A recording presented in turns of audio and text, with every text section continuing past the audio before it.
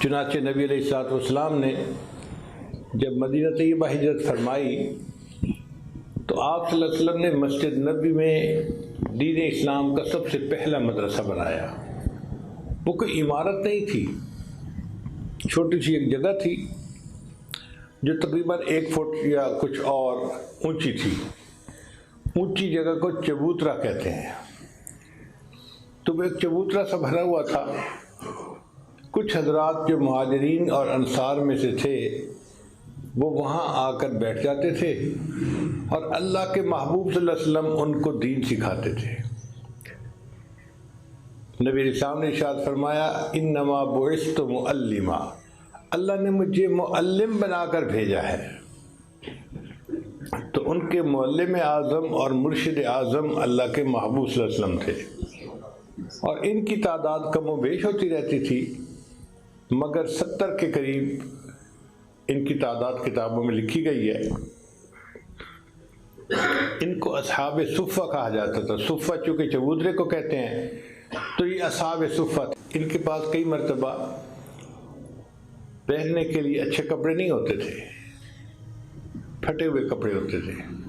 کتابوں میں لکھا ہے کہ صحابہ کرام کہتے ہیں کہ ہم نبی علیہ السلام کی مبارک نظر سے بچنے کے لیے ایک دوسرے کی اوٹ میں بیٹھتے تھے کہ میرے پھٹے ہوئے کپڑے پر میرے آقا کی نظر نہ پڑے، تو ہم ایک دوسرے کے پیچھے اوٹ میں بیٹھ جاتے تھے۔ اور اس مدرسے میں نہ کوئی مطبخ تھا نہ کوئی طباخ تھا، اللہ توکل مدرسہ چلتا تھا۔ اگر کبھی کچھ آ جاتا تھا تو ان طلباء کو کھلا دیا جاتا تھا، وگرنہ بھوکا رہنا پڑتا تھا۔ ایک مرتبہ تو ایک دودھ کا پیالہ ان 70 طلباء کے لیے کافی رہا۔ اب آپ اندازہ لگائیے کہ 70 بندے ہوں اور ایک پیالہ ہو تو ایک پیالہ کیا کرتا ہے، مگر 70 بندوں نے خوب جی بھر کے دودھ کو پیا۔ اور اس کے بعد پھر نبی علیہ السلام نے ابو ہریرہ کو فرمایا ابو ہریرہ تم پیو۔ وہ فرماتے ہیں میں نے خوب پیا، حتیٰ شبعت، میرا پیٹ بھر گیا۔ نبی علیہ السلام مسکرائے اور فرمایا ابو ہریرہ اور بھی۔ میں نے اور پیا، اتنا پیا کہ مجھے لگتا تھا کہ میں نے گلے تک پورا پیٹ بھر لیا ہے۔ تو نبی صلی اللہ علیہ وسلم نے فرمایا ابو ہریرہ اور پی۔ میں نے کہا اے اللہ کے حبیب صلی اللہ علیہ وسلم اب تو پیٹ میں ذرا گنجائش نہیں ہے۔ تو نبی علیہ السلام نے وہ دودھ کا پیالہ لیا اور خود نوش فرمایا، اور تب جا کے دودھ ختم ہوا۔ برکتوں کا نزول ایسا تھا، ایک پیالہ دودھ 70 طلباء کو پورا ہو جاتا تھا۔ اور یہ طلباء اللہ کے بڑے پیارے بندے تھے۔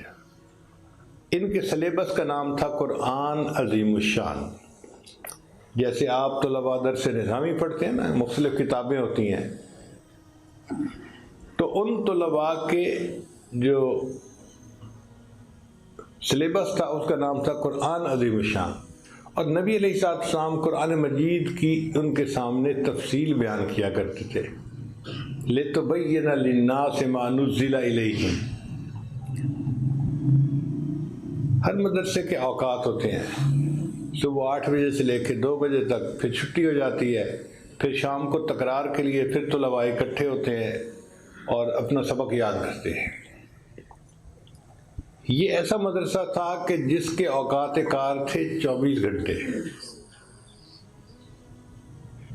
دن رات کے کسی وقت میں بھی نبی علیہ السلام مسجد میں تشریف لاتے تو وہ ان طلباء کو دین سکھایا کرتے تھے۔ حدیث مبارکہ میں ہے ایک مرتبہ نبی علیہ السلام تہجد کے لیے مسجد نبوی میں تشریف لائے تو ایک طرف ابوبکر صدیق لانو تہجد کی نماز پڑھ رہے تھے، اور تھوڑا فاصلے پہ حضرت عمر بن خطاب لانو تہجد کی نماز پڑھ رہے تھے۔ فرق یہ تھا کہ ابوبکر صدیق تو خفی تلاوت کر رہے تھے آہستہ آواز میں، اور عمر لانو وہ ذرا بلند آواز سے جہر سے قرات کر رہے تھے۔ جب دونوں نے نماز پڑھ لی تو حاضر خدمت ہوئے، تو نبی علیہ السلام نے پوچھا کہ ابو بکر تم اتنا آہستہ کیوں پڑھ رہے تھے، تم اتنا آہستہ کیوں پڑھ رہے تھے؟ تو ابو بکر صدیق نے جواب دیا اے اللہ کے نبی صلی اللہ علیہ وسلم، میں اس ذات کو سنا رہا تھا جو سینوں کے بھید جانتی ہے، مجھے اونچا پڑھنے کی کیا ضرورت تھی؟ پھر نبی علیہ السلام نے فرمایا عمر تم اتنی بلند آواز سے کیوں پڑھ رہے تھے؟ عرض کیا اے اللہ کے حبیب صلی اللہ علیہ وسلم میں سوتوں کو جگا رہا تھا اور شیطان کو بھگا رہا تھا۔ تو نبی علیہ السلام نے دونوں کو سمجھایا، ابو بکر آپ تھوڑا سا جہر کر لیا کریں اور عمر آپ ذرا اپنی آواز کو کم کر لیا کریں۔ تو رات کے وقت بھی ان کو دین سکھایا جاتا تھا، اور یہ طلباء اللہ کو ایسے پیارے تھے کہ اللہ کی طرف سے نبی علیہ السلام کو ہدایات ملتی تھی کہ وَاصْبِرْ نَفْسَكَ مَعَ الَّذِينَ يَدْعُونَ رَبَّهُمْ بِالْغَدَاةِ وَالْعَشِيِّ يُرِيدُونَ وَجْهَهُ، اے محبوب اپنے آپ کو صبر دیجئے، اپنے آپ کو بٹھائیے ان لوگوں کے ساتھ جو اللہ کو یاد کرتے ہیں صبح و شام۔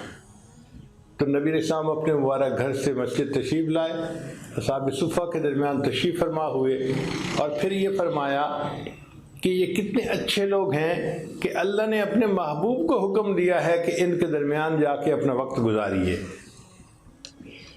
پھر ان میں ایک طالب علم تھے، ان کا نام تھا ابن کعب رضی اللہ تعالیٰ عنہ۔ وہ قرآن مجید بہت خوبصورت پڑھتے تھے، بہت اچھی آواز سے پڑھتے تھے۔ ایک دفعہ نبی علیہ السلام نے انہیں حکم دیا ابن کعب مجھے سورہ بینہ سناؤ۔ عرض کیا اے اللہ کے حبیب صلی اللہ علیہ وسلم قرآن مجید تو آپ کے اوپر اترا، میں آپ کے سامنے پڑھوں؟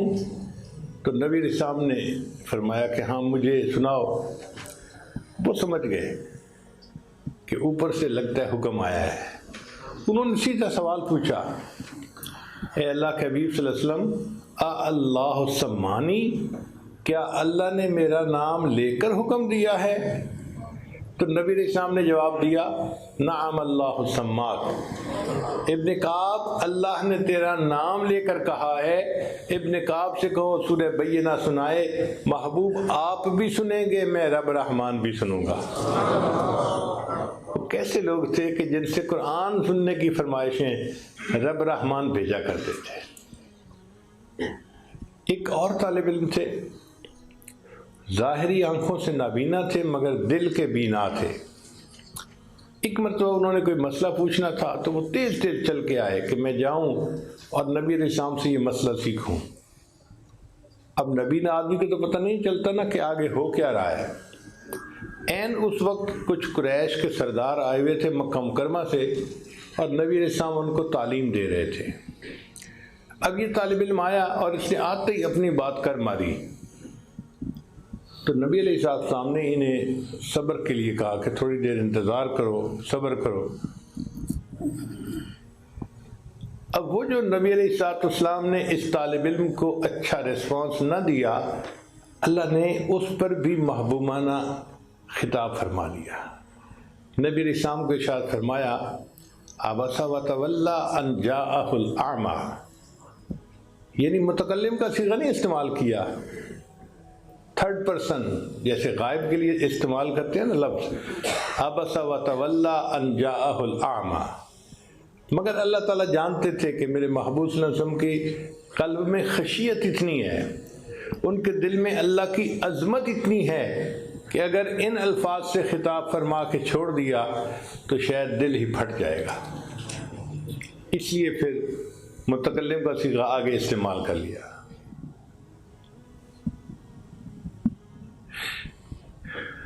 ہر مدرسے میں امتحان ہوتا ہے، اس مدرسے کے طلباء کا بھی امتحان ہوا۔ جو ممتحن ہوتے ہیں وہ کبھی کبھی مدرسے کے اپنے استاد ہوتے ہیں اور کبھی باہر سے آتے ہیں، تو اس مدرسے کے طلباء کا بھی امتحان ہوا، مگر ان کا امتحان کس نے لیا؟ اللہ رب العزت نے لیا۔ اولئک الذین امتحن اللہ، یہ وہ لوگ تھے جن کا امتحان اللہ نے لیا۔ اللہ اکبر کبیرہ، بھئی اللہ نے کس کا امتحان لیا؟ اللہ فرماتے ہیں میں نے ان کے دلوں کو جانچا، ان کے دلوں کو دیکھا، اور ان کے دلوں کو میں نے تقوی سے بھرا ہوا پایا۔ وَأَلْزَمَهُمْ كَلِمَةَ التَّقْوَى وَكَانُوا أَحَقَّ بِهَا وَأَهْلَهَا، ان کو اللہ نے تقوی کے اوپر ثابت قدم پایا اور وہ اس بات کے زیادہ مستحق تھے اور اس بات کے زیادہ اہل تھے۔ چنانچہ امتحان لینے کے بعد ان کے پاس ہونے کی خوشخبری دی جاتی ہے، تو اللہ تعالیٰ نے فرمایا کہ ان کو اللہ نے امتحان میں پاس کر دیا۔ اب جب امتحان میں کوئی بچہ پاس ہوتا ہے نا تو عام طور پر اس کو انعام دیا جاتا ہے، کبھی سند دی جاتی ہے، کبھی اس کو کوئی اور چیز دی جاتی ہے۔ تو اللہ تعالیٰ نے بھی ان کو سند عطا فرمائی۔ پتہ ہے ان طلباء کو کیا سند ملی؟ ایسی سند ملی کہ جو دنیا میں کسی اور کو نہ مل سکی۔ اللہ نے فرمایا رضی اللہ عنہم ورضوا عنہ، یہ اللہ سے راضی ہو گئے اور اللہ ان سے راضی ہو گیا۔ دنیا میں اللہ نے اپنی رضا کا اعلان فرما دیا۔ یہ ایسے طلباء تھے۔ چنانچہ دین اسلام کا سب سے پہلا مدرسہ یہ جامعہ صفہ تھا۔ پھر اس کے بعد یہ حضرات صحابہ کرام نے علم کو تابعین تک پہنچایا۔ مدرسہ کسی بلڈنگ کا نام نہیں ہوتا، مدرسہ استاد اور شاگرد کا نام ہوتا ہے۔ کھلے آسمان کے نیچے بیٹھ جائے تو وہ جگہ مدرسہ ہے، انار کے درخت کے نیچے بیٹھ جائے تو وہ مدرسہ ہے، کسی مکان کمرے میں بیٹھ جائے تو وہ مدرسہ ہے۔ چنانچہ ان حضرات نے آنے والی نسلوں کو دین پڑھایا اور دین کے آگے مدارس شروع ہو گئے۔ اب آج جس مدرسے میں ہم بیٹھے ہیں یہ اسی اصحاب صفہ کا جو مدرسہ تھا، اس سورج کی پھوٹی ہوئی کرنوں میں سے ایک کرن ہے، ایک کرن ہے جو آ کر یہاں پڑی اور اللہ نے یہاں پر بھی اس مدرسے کو جاری فرما دیا۔ ویڈیو کے نیچے سبسکرائب کے بٹن پہ کلک کریں، بیل کے آئیکن پہ کلک کیجئے تاکہ ہر نئی ویڈیو